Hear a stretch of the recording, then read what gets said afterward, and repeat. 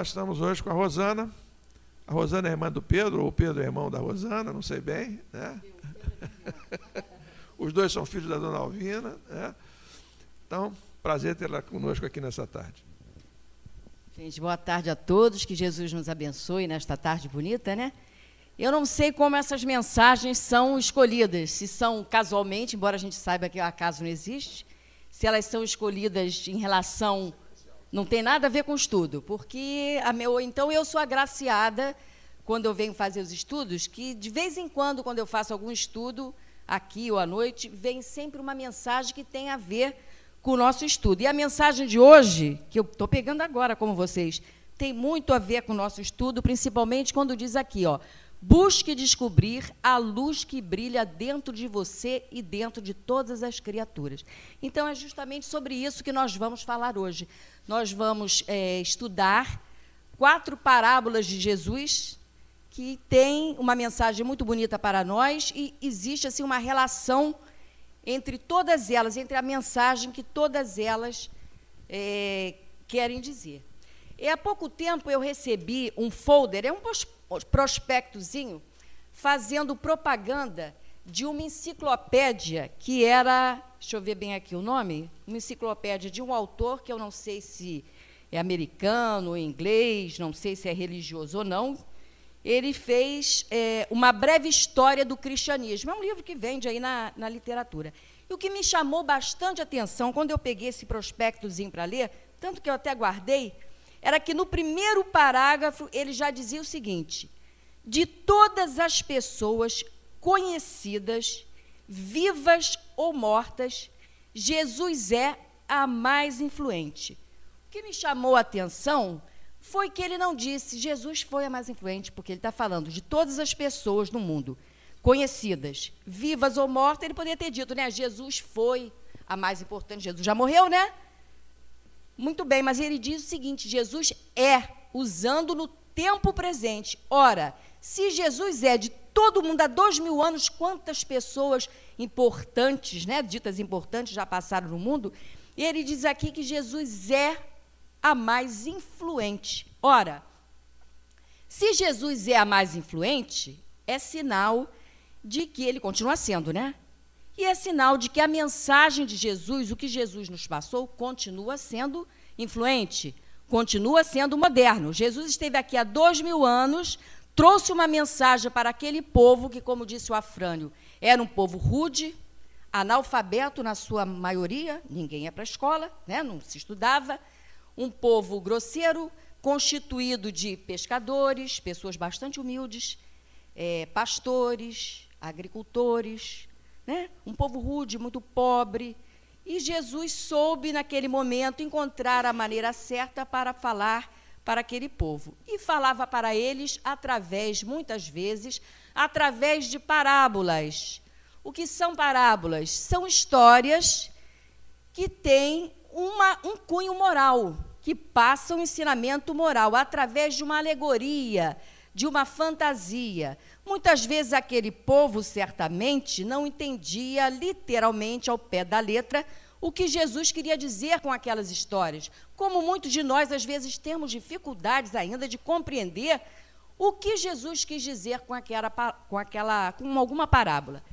Mas Jesus se utilizava muito sabiamente, como um grande educador de todos os tempos, ele se utilizava da vida simples, da vida rural, dos usos e costumes daquelas pessoas para criar essas historinhas. Então, é por isso que nós escutamos, olha, eu procurei aqui, há mais de 30 parábolas de Jesus que foram divididas assim, parábolas que tratavam dos usos e costumes da época. O que era costume? Festa de casamento, por isso temos as parábolas das bodas, do fariseu e publicano, do semeador, falava do trigo e do joio, porque as pessoas plantavam o trigo, viviam basicamente, como era a alimentação daquelas pessoas? Basicamente de pão, de figos, frutas secas, por isso temos a parábola da figueira, plantavam a uva, por isso que Jesus fala o tempo inteiro da vinha, parábola da vinha, dos lavradores, do pastor de ovelhas, tudo realidade daquelas pessoas. Ora, se Jesus viesse hoje, falar conosco, hoje, agora, pela primeira vez, conosco, ele iria se utilizar desses elementos para falar conosco? Não. Por quê? Porque a nossa realidade é outra. Nós já estamos no mundo da tecnologia, no mundo da informática avançada, né, da telefonia móvel, né, avançada, que cada dia as coisas estão surgindo com mais intensidade, que a gente vai ficando assim... como é que é? Nós vamos ficando... Essa palavra, desatualizadas a todo momento. Que quando a gente pensa, já dominei isso, já vem outra coisa. Então, o pessoal que já tem mais uma idade mais avançada, que eu me incluo, já tem mais uma dificuldade. Os jovens já têm uma facilidade danada, né? É a medicina que está avançada, cada vez mais elementos novos vão chegando para melhorar a saúde das pessoas. Então, Jesus falaria hoje, se utilizando dessa ambiência em que nós vivemos. Mas será que aqueles homens rudes, humildes, entendiam profundamente o que Jesus dizia? Não. Dizem que as palavras de Jesus mais claras, mais que eram óbvias, que dava para entender, qualquer pessoa entendia, eram as que falavam da humildade e da caridade. Porque são as coisas primordiais que a gente tem que ter, humildade e caridade. Então, Jesus contou a parábola do bom samaritano, que era óbvia, do homem que fez o bem, que salvou o outro, todo mundo entendia, aquela parábola bem clara.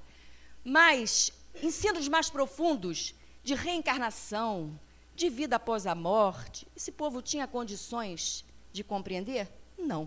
Precisou que a humanidade caminhasse muito para chegar até nós, Kardec, e fosse explicando tanta coisa que Jesus disse naquela época.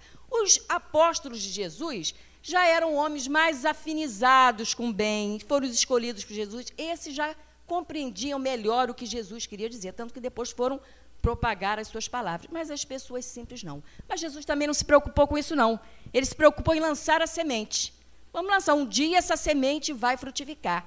E quem eram aqueles homens que, naquele primeiro momento, não entenderam as palavras de Jesus? Nós mesmos, né? Através do processo de reencarnação. Será que nós achamos, e aquele povo lá, não temos nada a ver com aquilo? Somos nós mesmos que estamos voltando e ouvindo de novo estas parábolas e, com a graça de Deus, estamos tendo oportunidade de estar na casa espírita, conhecer a doutrina espírita e podemos, à luz da doutrina espírita, compreender essencialmente o que Jesus quis dizer naquela época. Então, para que a gente compreenda as parábolas de Jesus, é preciso que a gente se dispa, quer dizer, da letra, do que está escrito aqui, da palavra, e veja qual é a conotação, qual é o sentido daquilo que Jesus trouxe para a gente. Então, a primeira parábola que nós vamos estudar hoje é essa aqui, ó. Cego conduzindo outro cego, né? Cego conduzindo cego. Bom, o que será que Jesus quis dizer isso? Vocês já viram como é que se conduz um cego? Um outro cego pode conduzir um cego? Não dá certo, né? Se estiver atravessando uma rua, é uma dificuldade danada. Se tiver um precipício, os dois vão cair no precipício. Não é verdade? Então, como é que se conduz um cego? O que é preciso para que se conduza bem um cego? Que alguém enxergue. Eu estou falando isso porque até o meu marido, ele trabalha em Botafogo, e ele se utiliza muito do metrô. E ali muitos cegos saltam naquela estação do metrô, porque vão para Benjamin Constant, e a empresa onde ele trabalha também dá acessibilidade já há muitos anos, já antes até de entrar tanto em voga essa história de acessibilidade, né, já empregava pessoas cegas, o teclado já era adaptado em braille, já há muito tempo assim. Então, ele, quando salta ali na estação do metrô, às vezes está atrasado, tem uma reunião, doido para sair correndo, aí ele diz que eu sou imã de cego, porque todo mundo finge que não vê, vai saindo fora, porque os cegos precisam de ajuda, né? E ele diz, eu estou atrasado para caramba, mas não tem jeito, né? Ele vai lá e oferece, quer ajuda aí, irmão? Aí ele, quero sim. E você não pode segurar o cego pelo braço. A gente que não sabe lidar, não tem hábito, vai logo querer segurar o braço, né, e levar. Não, eles é que têm que segurar exatamente no teu braço, eles veem pelo ombro qual é a... Ih, você é alto pra caramba, fala para ele. Então, quer dizer, para que se conduza um cego, é preciso que se enxergue. Ora, o que Jesus quis dizer com isso? Jesus estava preocupado com essa coisa do cego da vida material? Não, não era isso. Jesus se utilizava de elementos da vida para falar da vida maior, que é a vida espiritual, que é a vida do Espírito. Era isto que interessava para Jesus, falar da vida do Espírito. Porque essa nossa vida de relação aqui, já está dizendo, uma vida de relação, é tudo muito relativo, isso passa. O cego de hoje vai para a espiritualidade, ele não é mais cego. A cegueira foi uma prova do Espírito, né, que precisou naquele momento. Então, Jesus quis dizer o quê? Para que se conduza alguém, é preciso que se enxergue. E aí nós vamos analisar, mas se enxergue o quê? Aí nós vamos ver quantos cegos existem no mundo que enxergam, né? Nós pensamos que nós que enxergamos não somos cegos, mas quantas vezes, quantos de nós na humanidade que enxergamos somos cegos, cegos do Espírito. Passamos pelas bênçãos da vida e não vemos nada. Tem pessoas que não veem nada. Se uma coisa falhar na sua vida material, ela pode ter uma vida rica de bênçãos espirituais, mas falhou uma coisa na vida material, o mundo não vale mais nada, Deus não está olhando para ela, fica revoltada. São pessoas cegas ainda, ignorantes espiritualmente. Então, Jesus disse o quê? Que para que nós conduzamos, como sendo bons pais, bons educadores, todos aqueles que falam principalmente em nome de Jesus, se utilizando do nome de Jesus para fazer qualquer ensino, qualquer palestra, para conduzir qualquer pessoa, não pode ser cego espiritualmente, não é? Tem que ser pessoas que procurem estar caminhando na luz, exemplificando todo aquele que vai educar, seja em que campo for.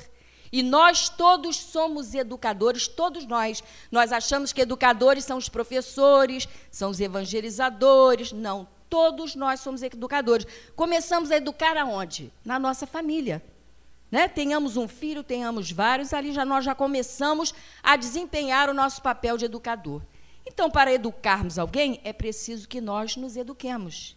Né? Muitas vezes, quem já trabalhou em escola, sabe que em escolas onde há adolescentes rebeldes, eu já trabalhei até no final da minha carreira já com adolescentes, né?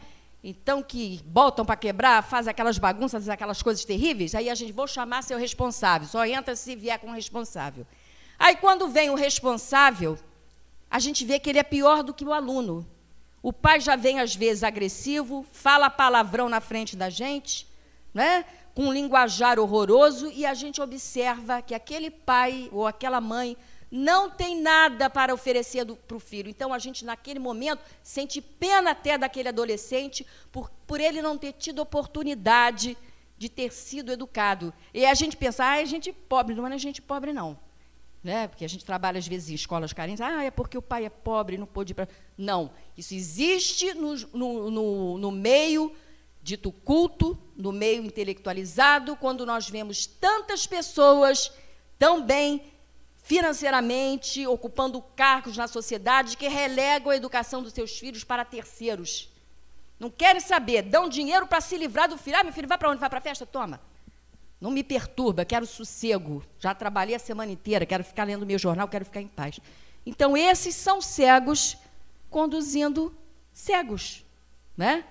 Ou qualquer pessoa que vá pregar a palavra deve procurar sempre estudar, se iluminar, né, para poder passar a mensagem adiante. Todos nós que entramos aqui na doutrina espírita, nós já enxergamos bem? Vocês acham que todas as pessoas que se dizem, eu sou espírita, eu estou na casa espírita, são pessoas iluminadas, estão enxergando pra caramba, são? Bom, primeiro que a gente entra para a doutrina espírita, a gente tem que estudar muito, né? O objetivo da doutrina espírita é a educação espiritual. Esse é o grande objetivo. Até a caridade material, quando nós fazemos, ela tem que caminhar junto com a educação espiritual, senão nós não estamos fazendo a verdadeira caridade. Porque a caridade maior vai ser, não é para a necessidade do corpo. Claro, a necessidade do corpo é gritante, a gente tem que ajudar. Mas a caridade maior é aquela que vai transformar o espírito. É esse o papel da doutrina espírita na nossa vida, de transformação moral. Quando nós entramos para a doutrina espírita, ela tem que nos transformar. Mas isso não é do dia para a noite, não, gente. Isso é gradativamente, porque não sei quem é que está chegando aqui pela primeira vez, ou alguém que esteja vindo aqui há pouco tempo. Isso é um processo, como tudo na vida é um processo. Eu não entrei para a doutrina espírita e virei santo. Ai, como eu sou boa agora, como já aprendi a perdoar, como eu sou paciente, como eu sou tolerante. Não é assim. Não é? Isso precisa o quê? Estudo. É só através do estudo é que a gente vai progredir espiritualmente. Estudo só também não. Estudo e trabalho no bem. Que só estudo, cabeça vazia, mão vazia, não vai ajudar ninguém espiritualmente a progredir. Então, nós temos o compromisso com o estudo. Muitos entram para a doutrina espírita e não querem estudar. Tem preguiça de estudar. Se fala que vai estudar... Ah, eu já escutei outro dia uma pessoa dizer que não assiste nem palestra, que já não tem mais nada de novo. Ora, quer que surja alguma coisa de novo? De novo, somos nós que precisamos nos reformar. Então, a palestra serve para quê? O que eu estou falando aqui não é novidade para ninguém. Quantas pessoas, quantos palestrantes já vieram aqui na casa, já falaram de várias parábolas de Jesus, mas nós precisamos reavivar, reacender sempre em nossos espíritos os ensinamentos de Jesus, porque é através disso que nós nos fortalecemos, que nós vai tocando a campainha, né? Vai soando, ó, tenho que... Ih, caramba, como eu faço coisa errada, como eu ainda tenho coisas a vencer, como eu tenho que deixar de ser cego. Né? O cego é esse, é o que procura se aperfeiçoar. Ora, se a pessoa não quer, não gosto de estudar, não. Tem preguiça. Vamos trabalhar? Também não quero. Vem aqui, entra, sai palestra, vai embora, anos após anos, não faz nada de útil. Continua sendo cego. Então, é isso que Jesus quis dizer, que nós precisamos nos iluminar espiritualmente, né, através do estudo, intelectualmente e moralmente, né, para que possamos conduzir, primeiramente, os nossos familiares, aqueles que nos foram dados ali de presente, emprestados naquela encarnação, para que a gente ajude, né, a se desenvolver. Outra parábola também que guarda uma relação direta com essa é a parábola da candeia. Alguém sabe o que é uma candeia? Candeia é o quê? Como é que era na época de Jesus? Tinha luz elétrica? Não. Uma lamparinazinha onde, né, colocava ali a vela, iluminava, né? Então, Jesus diz o seguinte, ó. Não ponhais a candeia debaixo do alqueire. Ninguém acende uma candeia para pô-la debaixo do alqueire. Põe-na, ao contrário, sobre o candeeiro, a fim de que ilumine a todos os que estão na casa. Ninguém há que, depois de ter acendido uma candeia ou uma vela que seja, né, a cubra com um vaso ou a ponha debaixo da cama. Põe-na sobre o candeeiro, a fim de que os que entram vejam a luz. Pois nada há secreto que não haja de ser descoberto, nem nada oculto que não haja de ser conhecido e de aparecer publicamente. Ora, quando falta luz na casa da gente, qual é a primeira coisa que a gente faz? Acende uma vela. A gente já tem até aquele pacotinho lá no cantinho, né? Tem lugares que toda hora dá uma chuvinha e apaga a luz, né? Então, a gente tem que estar prevenido. Ora, quando vamos acender uma luz, o que a gente faz? Vai colocar embaixo da mesa? Vai colocar embaixo da cama? Não. A gente vai colocar no alto, num lugar onde ela possa ir espargir aquela luminosidade, para que todos que estejam presentes consigam enxergar, não é isso? Se eu estou na cozinha cozinhando, eu vou colocar mais perto do fogão ali para que eu possa ver. Então, ninguém acende uma luz para colocar debaixo da cama, da mesa, seja onde for, para ficar escuro. Então, a partir do momento, olha como elas têm relação uma com a outra. A partir do momento que eu comecei a despertar espiritualmente, comecei a ganhar qualquer tipo de luz, de iluminação, eu tenho que fazer com que essa minha luz brilhe. Né? Eu não posso esconder a luz, eu não posso colocar debaixo da mesa, eu não posso fazer com que a chama da minha luz fique fraquinha e se apague. O que é isso? eu já aprendi tanta coisa na doutrina espírita e você está usando isso como? Ah, não sei. O que está servindo, né? O que a gente aprende é para distribuir, né? E quando distribuímos para o próximo, estamos distribuindo em nosso favor mesmo. Não é? A primeira coisa que a gente ouve muito falar em doutrina espírita é a importância do trabalho. Trabalhar em prol do próximo, que o trabalho faz com que nós nos sintamos melhor, renova as nossas energias. Não é? A gente às vezes está triste, chateado, vai na casa espírita, trabalha, faz qualquer coisinha aqui, já se sente renovado. Então, essa luz que a gente adquiriu tem que ser colocada para fora. Temos que iluminar para que todos vejam, porque o espírita não é aquele que sai fazendo propaganda de porta em porta, que sai querendo convencer as pessoas à força a entrar na doutrina espírita. Nós não fazemos isso. A nossa propaganda é uma propaganda discreta. É lógico, se nós estamos vendo um vizinho, um amigo de trabalho, um parente, um conhecido qualquer numa situação difícil, a gente vai e orienta, olha, eu sou espírita, minha casa é assim, você vai lá, que você vai se sentir melhor. É nossa obrigação moral fazer isso, mas nós não podemos bater, olha, você tem que ser espírita, você tem, está acontecendo isso na sua vida porque você não é espírita. Não é. Vai chegar um momento em que todas as pessoas no planeta Terra vão dominar o conhecimento espiritual, o verdadeiro conhecimento espiritual que Jesus veio trazer para nós. E que conhecimento é esse? Primeiro, somos espíritos imortais. A vida não acaba com a morte, né? Temos que nos melhorar a cada encarnação que recebemos. Essa encarnação que nós estamos aqui tendo hoje é um presente de Deus para que nós nos renovemos. A palavra é renovação. A cada encarnação eu tenho que fazer brilhar a minha luz, como fala aí na mensagem. A cada encarnação eu adquiro um conhecimento, eu adquiro uma habilidade, eu me torno melhor. Eu não posso voltar para o plano espiritual do mesmo jeito que eu estava antes de encarnar aqui. Eu tenho que voltar melhor. Essa é a nossa obrigação para conosco mesmo. Então, vai haver um dia em que todas as pessoas vão encarar isso com normalidade. A reencarnação, que uma encarnação é muito pouco para que a gente aprenda tudo, para que principalmente a gente se melhore. Porque se nós formos fazer uma autoanálise e olhar os nossos defeitos, que são muitos, né, dos outros é fácil apontar, ih, fulano é chato, ih, fulano é isso, fulano é aquilo, né?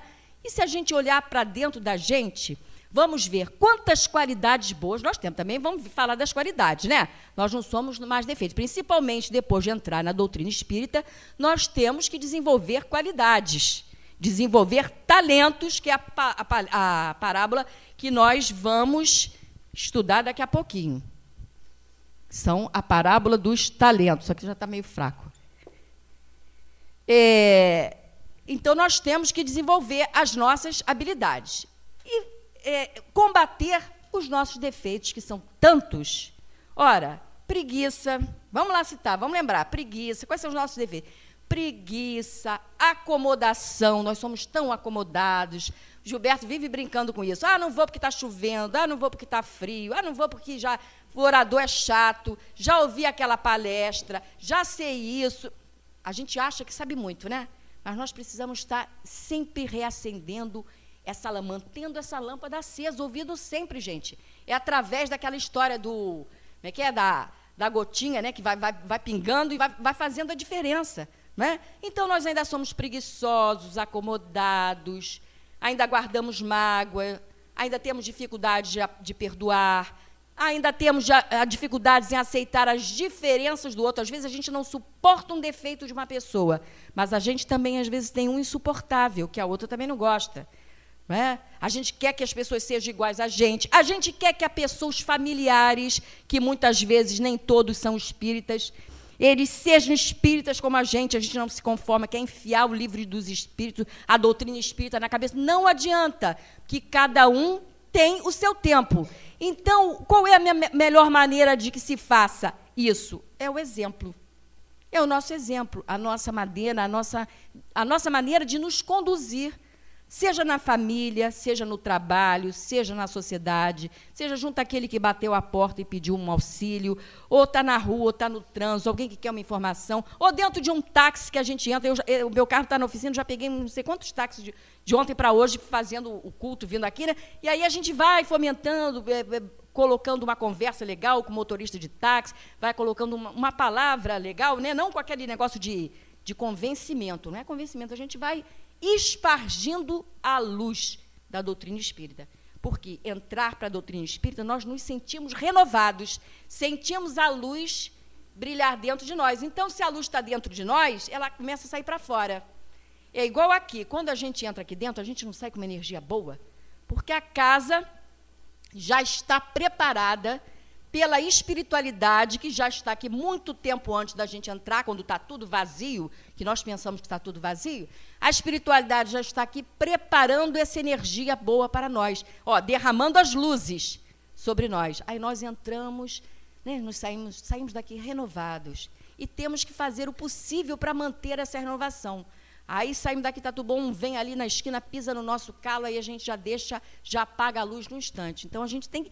Esse que puxa, vim de lá, estava tão bom, já baixou meu padrão vibratório. Então, a gente tem que fazer força para manter o padrão vibratório. E como é que a gente faz isso? Com oração, bons pensamentos para o próximo, para um estranho, para um desconhecido. Quando a gente vê essas notícias esquisitas aí que toda hora tem no jornal, que nós não vibremos negativamente para esses irmãos, embora às vezes seja até difícil, a gente, confesso, né, que às vezes são tantas coisas bárbaras, que nós ficamos achando difícil ainda no nosso planeta, terceiro milênio, estarem acontecendo essas coisas. Mas saber que vai chegar para aquela criatura, está tendo a última chance reencarnatória aqui na Terra, que o planeta está mudando para um planeta de regeneração. Está mudando, nós temos que crer nisso. E quem é que vai... É o passe de mágica? A espiritualidade vai bater a varinha de condão e vai mudar o planeta? Não. Somos nós que vamos mudar o planeta, com a nossa atitude, com a nossa vibração, com a maneira como nós nos colocamos no mundo em todas as situações vividas. Primeiramente na nossa família, que é a situação mais difícil que a gente tem. Inclusive, a Leila, médica, no grupo de estudo, né, de Eurípides Domingo, lembrou disso, que a gente fala tanto em fazer o bem e que a gente deve se lembrar que começamos a fazer o bem dentro da nossa família, porque dentro da nossa família é que estão as maiores dificuldades que a gente tem. Maiores. Se não é na família direta, ali, marido, filho, que às vezes está tudo bem, né? Mas é os que entram de fora, é a nora, é o genro, é a sogra, é o sogro, é um irmão complicado, é alguém de fora, mais próximo a gente, que às vezes complica até a situação daquele nosso grupinho, da nossa família. Então, é ali que nós vamos, é o exercício. E a gente está com essa família complicada, às vezes, para quê? Para aprender a desenvolver dentro de nós estas habilidades. Aliás, viver no mundo é desenvolver habilidades, potencialidades. E aí vem Jesus e fala da parábola dos talentos, que também tem a ver muito com... Marquei aqui. Tem a ver muito com essa parábola aí, com essas outras duas. Então, Jesus diz o seguinte: o Senhor age... Senhor aí, quem é o Senhor? Não, Deus, né?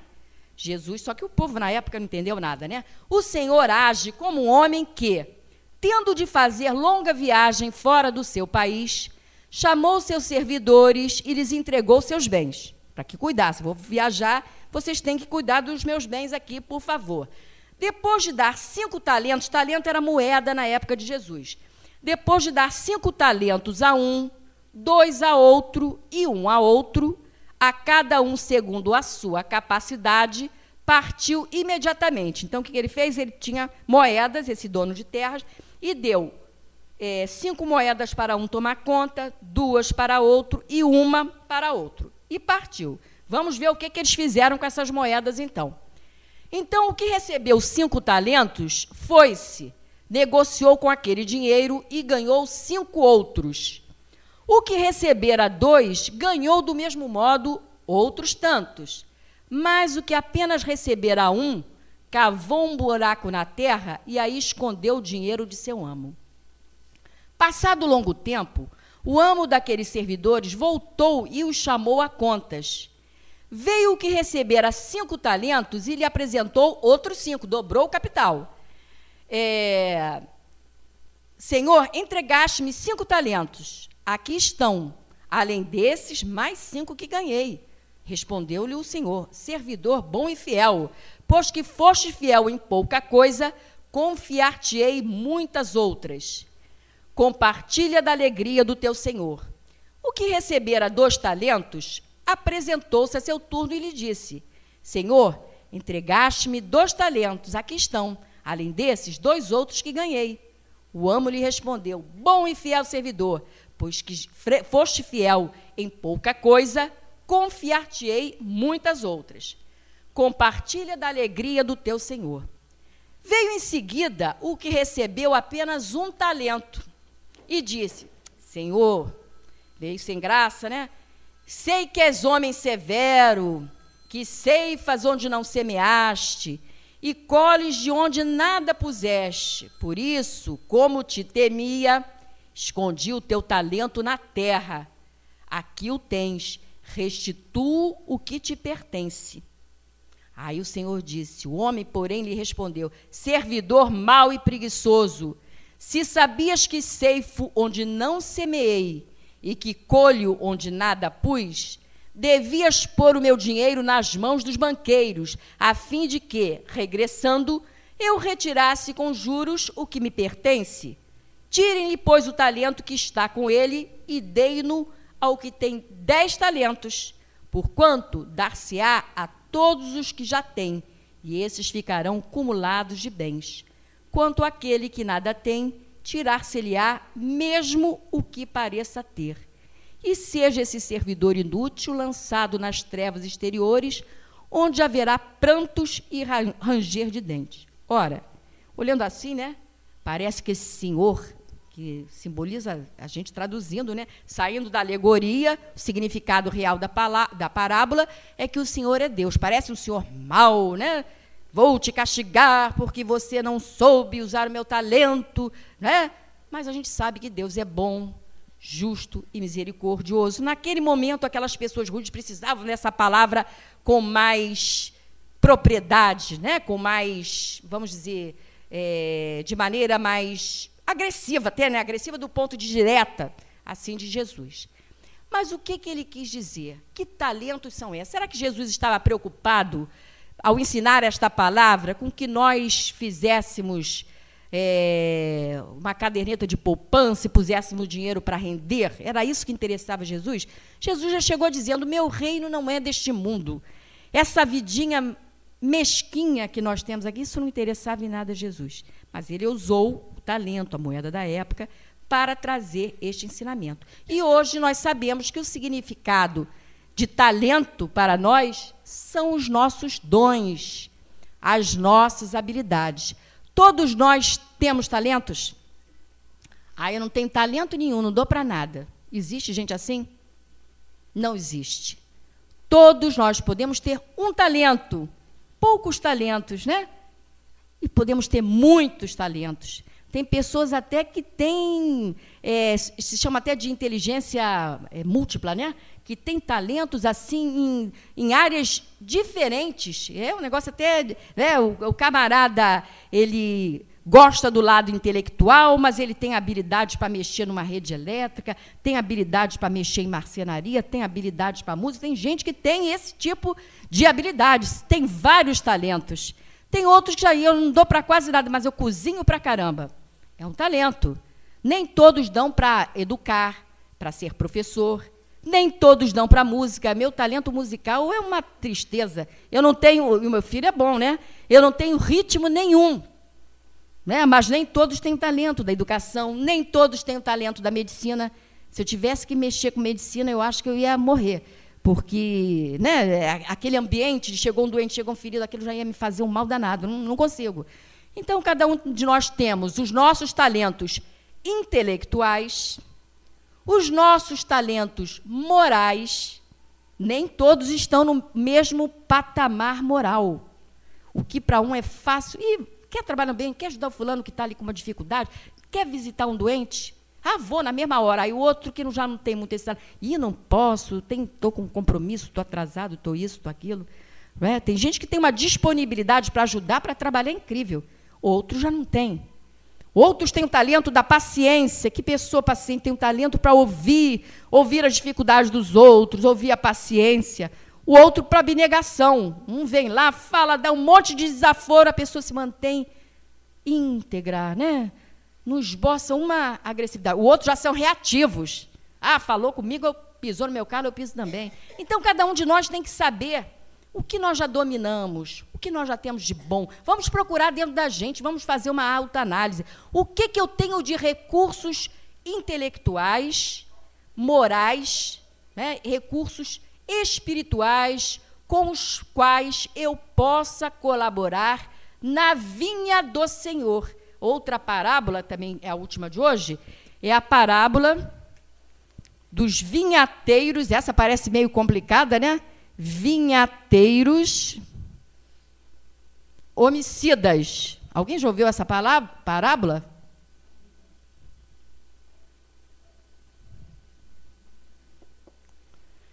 Então, eu tenho que descobrir, eu não posso abafar os meus talentos. Vamos observar estes grandes nomes da doutrina espírita, ou fora mesmo da doutrina espírita. Tem um cartazinho ali que eu achei muito bacana, a gente entrando ali na mesa da sopa, tem um cartaz com as fotos, Madre Teresa de Calcutá ou Irmã Dulce, uma das duas. Eu acho que é Irmã Dulce. Irmã Dulce, Chico Xavier, Eurípides Barçanufo, achei muito bonito, lembrando aquela música do Cazuza, que diz assim: meus heróis morreram de overdose. Todo mundo conhece, né? Meus heróis morreram de overdose. E ali tem um cartaz dizendo: meus heróis não morreram de overdose porque eles não tiveram tempo para isso. Eles não tiveram tempo nem para viver a vida deles porque usaram os seus talentos para servir o próximo o tempo integral de suas vidas durante um período curto ou longo. Eurípides teve uma vida curta, que, em termos de idade cronológica, né, junto a nós, viveu até os 38 anos, mas em termos de conduzir, não cegamente, iluminadamente, as pessoas, de deixando suas luzes brilhar, usou seus talentos, todos os que tinha, de professor, de médico, de médium curador, todos os seus talentos em serviço do próximo. Ele não pensava nele, como Chico Xavier. Chico Xavier viveu integralmente uma vida de doação.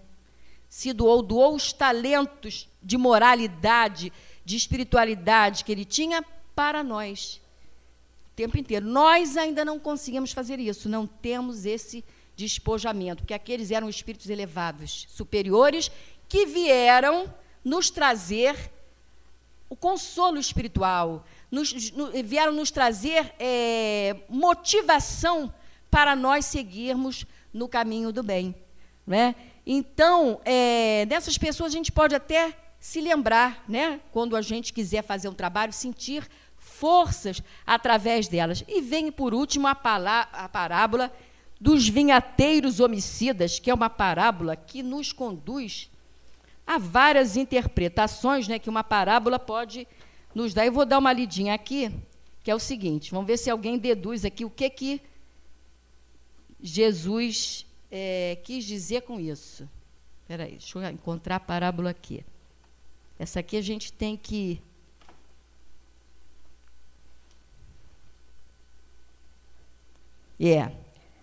Um homem, pai de família, havia que plantou uma vinha. Em primeiro lugar, eu gostaria de saber se alguém aqui já visitou, assim, em viagens pelo sul do Brasil, ou no Chile, se alguém já foi, na Argentina, algum vinhedo. Alguém já visitou? Já? E viu como é que se faz a produção da uva? Os vinhedos são extensos, né? É bonito da gente ver. E, para fazer o vinho, como aquilo é trabalhoso. A gente pensa que é fácil, né? Eles mostram para a gente como é que faz aquilo. Colocam aqueles cachos, lavam, colocam aqueles cachos de uvas num aparelho chamado lagar. que essa palavra vai surgir aqui na nossa parábola. A uva ali é amassada, esmagada, aí eles chamam, eu não sei direito, mas de mosto, é o primeiro suco que sai. Dali já vão para uns tonéis, maiores às vezes do que essa sala. Daquele tonel fica tanto tempo fermentando, dali, daqui a pouco tem que, meses depois, ir para outro, e vai se depurando, fermentando, sei lá o que, até chegar no vinho. É uma coisa que leva processo muito grande. Então, aqui nessa vinha, né, quem tem um vinhedo, geralmente é para a produção, né? Quem tem esta profissão, que cultiva vinhas, parreiras, é para a produção de vinho. Então, a parábola de Jesus é o seguinte: um homem, pai de família, havia que plantou uma vinha, cercou-a com uma sebe, cercou a vinha, cavou no interior um lagar, o aparelho aí, né, para amassar uva, né, aquela coisa toda, edificou uma torre, arrendou a vinha a alguns agricultores e partiu para longe. Então, como é que foi? O senhor era o dono da terra. Já plantou umas parreiras, cercou, construiu uma torre, colocou esse tanque lá, o lagar, deixou prontinho e chamou os trabalhadores para irem trabalhar nessa vinha, para produzirem para ele. Ele já deixou tudo pronto. Olha, vocês vão trabalhar, daqui a um tempo eu vou voltar, é o que se chama de arrendar, hoje em dia um negócio, né? Daqui a algum tempo eu vou voltar e vou recolher uma porcentagem dessas uvas, né, do lucro dessa vinha. Então, vamos lá ver o que ele fez. Então, chamou os trabalhadores,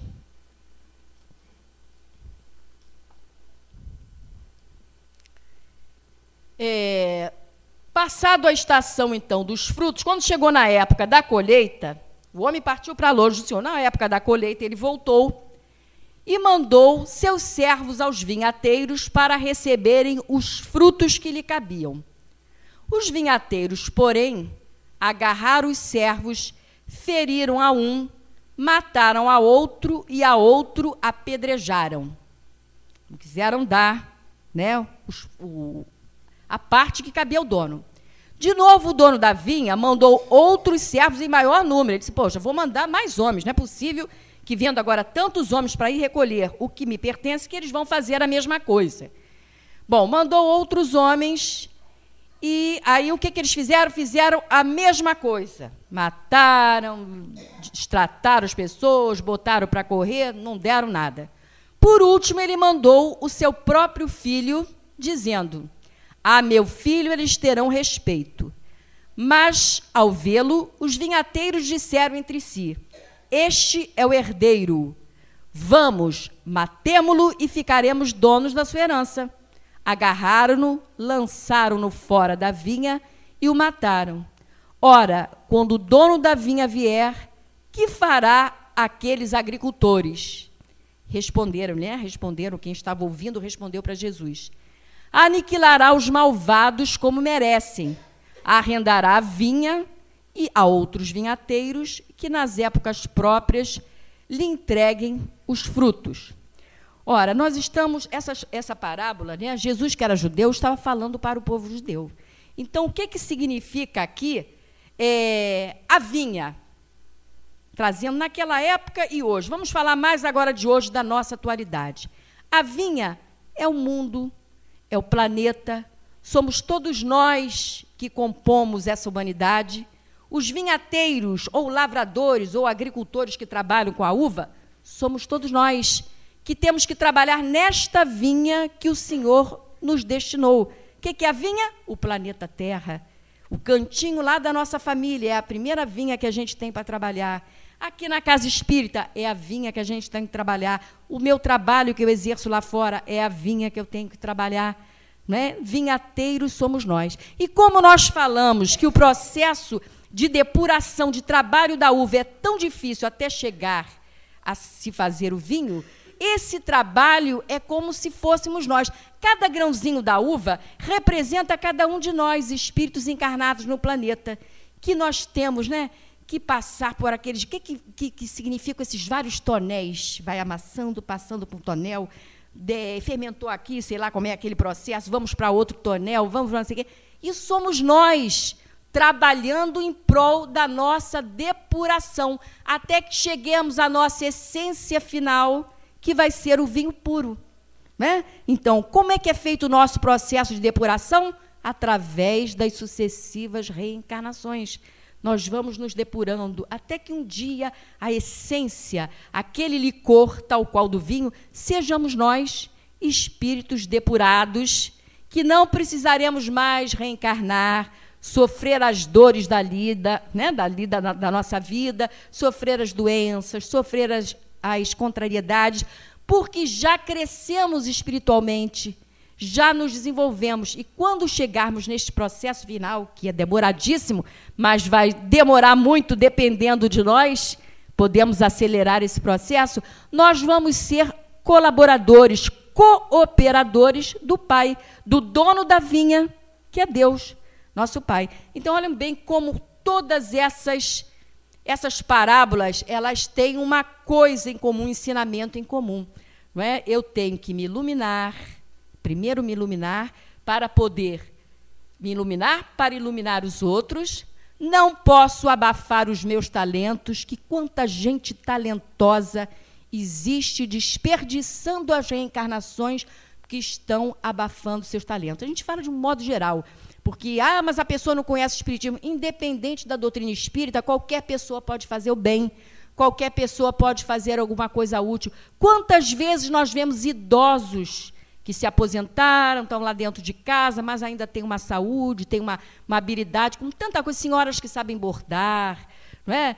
Que homens, senhores que gostam de andar pela manhã, podiam estar andando, visitando um orfanato, arrumando um cursinho numa ONG que fosse para ensinar alguma coisa. Não é? Está vindo aqui ajudar numa sopa, ou numa igreja, onde a pessoa se sintonizasse, mas poderiam estar fazendo alguma coisa para o bem, mas estão guardando os seus talentos. Aí o Senhor vai vir prestar contas. Olha, você encarnou, não foi para brincar, não. Você tinha uma missão para desenvolver. O que você fez dos talentos que eu te dei?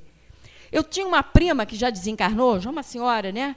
Que ela tinha ela era espírita, gostava dela, não frequentava a casa espírita, ela gostava do conhecimento espírita. Então, ela lia tudo e tinha uma memória magnífica. Eu tenho uma memória péssima. Se amanhã ou depois eu tiver que falar de novo dessas parábolas, eu vou ter que estudar de novo, porque eu não tenho assim... Sabe, quando você lembra, eu li isso, mas não sei aonde, não sei em que livro. Ela não. Ela dizia assim, em André Luiz, no livro tal, ele diz isso e assim, assado. Ela lia todos os livros de Emmanuel, que ela adorava. André Luiz tinha uma voz muito bonita, muito falante, muito assim expressiva. Nós a trouxemos alguma coisa, ela morava na Zona Sul, nós a trouxemos algumas vezes, há muitos anos atrás, para vir conhecer a nossa casa. Mas ela tinha problema com a mediunidade, tinha que desenvolver a mediunidade, até dava passividade até dentro de casa e tudo. Tinha que usar aqueles talentos para, né, como ela poderia ter ajudado as pessoas com essa memória maravilhosa que ela tinha. É no livro tal de André Luiz, com aquela voz boa, que sabia conversar, podia estar esclarecendo pessoas, mas não. Abafou seus talentos numa vida de conforto, que ela tinha muito conforto material, ficava naquela vidinha, vendo televisão, tudo muito fácil, tudo que o dinheiro comprava, ela podia ter, desencarnou e perdeu. Já desencarnou, não foi nova, não, com uns 80 anos, assim, mas passou esses 80 anos de vida só cuidando ali daquela família, naquele mundinho, os filhos cresceram, já não precisavam mais dela, podia estar fazendo alguma coisa útil em prol, primeiramente, de nós mesmos. Quando nós pensamos que estamos ajudando o próximo, nós estamos ajudando a nós mesmos. É a nossa energia que fica renovada. Né? Nós é que estamos sendo agraciados por Deus por estarmos tendo a oportunidade de ajudar. Eu acho que dá para a gente... Eu selecionei uma história aqui, que eu já contei à noite, eu não sei se todos ouviram, que é do livro de... Eu vou ver se eu reduzo a história, que ela é bem grande. Tem histórias que é bom a gente contar como está, né? Porque os detalhes se nos escapam. A história, às vezes, lida, é legal porque a gente vê bem os detalhes. É do livro Reportagens de Além Túmulo, do Irmão X, né? Humberto de Campos, que fala o seguinte: o trabalhador fracassado. E essa mensagem serve para cada um de nós que somos trabalhadores na doutrina espírita, que somos simpatizantes da doutrina espírita, para que nós tenhamos consciência de que não, a cegonha não deu um chutezinho lá no bebê, caiu lá naquela casa, a gente caiu na casa, qualquer casa, não. Que nós viemos endereçados, como eu já falei ainda há pouco, para a família certa, nas condições certas, nas condições materiais certas, com as nossas dificuldades e com talentos a desenvolver, em benefício nosso e em benefício do próximo. Não podemos, de forma alguma, nós temos que esconder esses talentos, que fazer uma autoanálise. O que eu tenho de bom? O que eu posso emprestar ao mundo? Quais são os meus instrumentos para servir? Com o que Deus me presenteou? Deus não privilegia ninguém, nós sabemos, né? As conquistas que temos são nossas. Nós vamos conquistando, igual a uva, né? Aquele processo, através de encarnações sucessivas. Mas Deus nos permite virmos com esta habilidade, com a outra, para ajudar os outros. Então, aqui conta a história, vou reduzir, né, por causa da hora, a história de Efraim, era um espírito que estava lá na erraticidade, recebendo os últimos fluidos, as últimas palavras do seu instrutor espiritual, para que viesse firme e forte e cumprisse a sua missão. Ele estava animadíssimo para vir aqui e dar tudo certo, né? Aí o instrutor diz para ele o seguinte: a tarefa que te propões é das mais edificantes. Distribuirás o pão do conforto espiritual no esforço de amor em que te inspiras. Não ouvides, quer dizer, não esqueças, né, que energias diversas se conjugarão no mundo para distrair-te a atenção dos objetivos traçados. É indispensável que te fortaleças na confiança em Deus em todos os momentos da vida humana.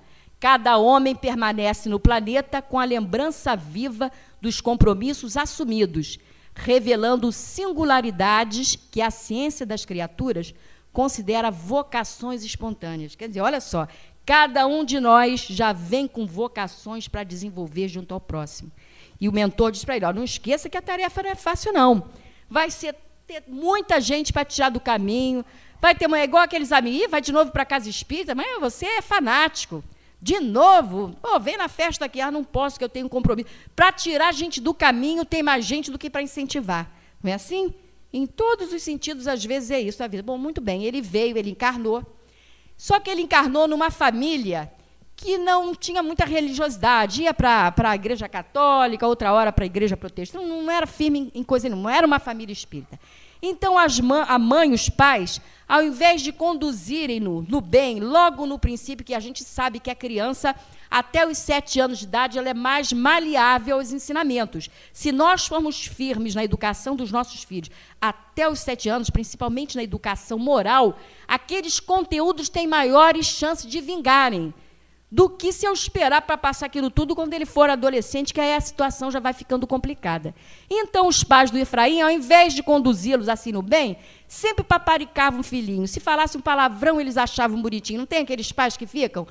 Achavam bonitinho, faziam uma bobagem, os pais riam, iam para a escola, para a reunião de pais, queriam sempre que o filho fosse o primeiro. Meu filho não tirou nota mais alta, sempre instigando aquele egoísmo, aquele orgulho, aquela coisa toda, né? E assim ele foi criado. Ele não era mau, mas ele até que ele deu até uma pessoa dita pelas leis do mundo, uma pessoa de bem. Ele se casou, constituiu família.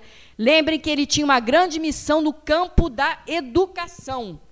Com certeza seria um professor, que ele se formou mesmo para ser professor, mas teria uma grande vocação. Mas ele ia tocando a vida assim muito, eu não sei para que eu dou, ia numa igreja não gostava, ia num protestante lá não gostava, até que ele caiu na doutrina espírita. E quando ele caiu na doutrina espírita, no começo foi aquela empolgação, que coisa bonita, aquelas palestras, aquela coisa toda, se sentiu renovado.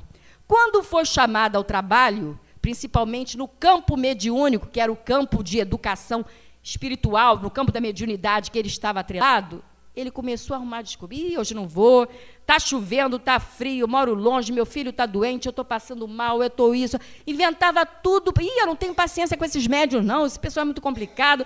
Aí foi se afastando, se afastando. Aí o pessoal do centro onde ele frequentava, para estimulá-lo a não desistir do serviço, criou até um grupo de estudo. Não, mas você não pode sumir, vamos fazer um grupo de estudo perto da sua casa, para amparar as pessoas. Bom, eu sei que ele foi deixando aquilo para lá, não ligou para mais nada, abandonou tudo, e viveu esta vida medianazinha, esta vida linearzinha que a maioria de nós ainda leva, né?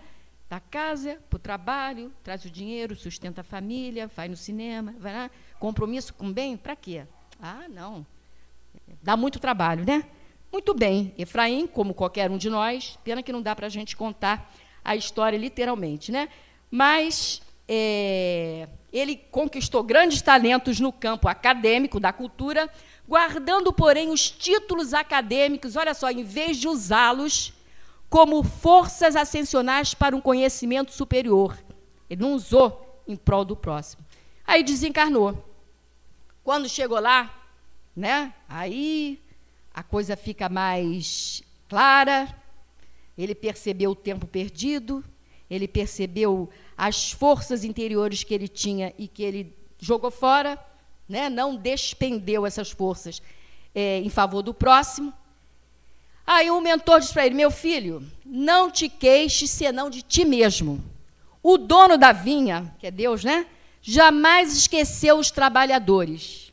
O que ele nos dá, o dono da vinha? Materiais, ferramentas, possibilidades, talentos, oportunidades, tudo foi colocado pela bondade do Senhor em teus caminhos. Preferiste, porém, fixar os obstáculos, desatendendo a tarefa. Reparaste o mau tempo, a circunstância adversa, o tropeço material, a perturbação física, e assim nunca prestaste maior atenção ao serviço real que te levara ao planeta. Esqueceste que o trabalho da realização divina oferece compensações e tônicos que lhe são peculiares, independentemente dos convencionalismos do mundo exterior.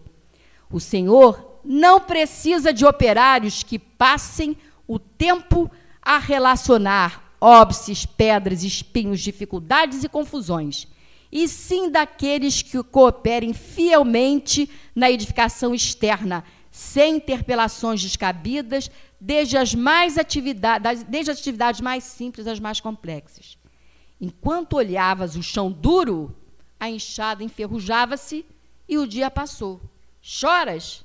O arrependimento é bendito, mas não remedeia a situação, né? Continua retificando os desvios da atividade mental e aguarda o futuro infinito. Deus não faltará jamais a boa vontade sincera. Aí ele faz a pergunta derradeira para o instrutor: e quando poderei voltar à terra a fim de renovar meus esforços? O benfeitor demorou a responder, esclarecendo finalmente: por agora, meu filho, não posso precisar a ocasião exata. Todo trabalho edificante, em suas expressões diferentes, tem órgãos orientadores, executivos e cooperativos. Ninguém pode iludir a ordem na obra de Deus. Ante os novos caminhos, tens largo tempo para amadurecer os arrependimentos sinceros.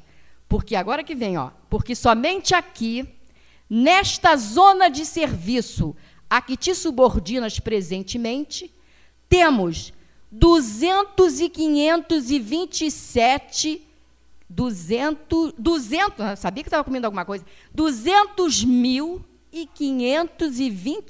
olha só, gente, 200.527 candidatos ao trabalho de consolação e esclarecimento no qual fracassaste no mundo.